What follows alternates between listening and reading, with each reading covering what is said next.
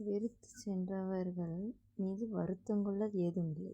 தனக்கு ஒவ்வாத நிலத்தில் எந்த தாவரம்தான் உயிர்க்கும். உண்மை. ரியலி எல்லார் வாழ்க்கையும் இது ஒரு உண்மையான செய்தி தான். நம்மளும் ஒருத்தவங்க விட்டுட்டு போயிட்டாங்களேன்னு நம்ம அவங்க மேலே கவலைப்படுறதுலையோ அவங்க மேலே கோவப்படுறதுலையோ அர்த்தம் கிடையாது. நமக்கானவங்களாக இருந்தால் மட்டும்தான் நம்ம கூட அவங்களால வாழ முடியும். அதே மாதிரி தான் அந்த இடத்துல எந்த செடி எந்த நிலத்துல வளரணும்னு இருக்கோ அந்த இடத்துல மட்டும்தான் வளரும். எல்லா இடத்துலையும் எல்லா செடியும் வளர. அது மாதிரி தான் ஒரு பொண்ணு நினச்சா மட்டும்தான் ஒரு ஆண் கூட வாழ முடியும்.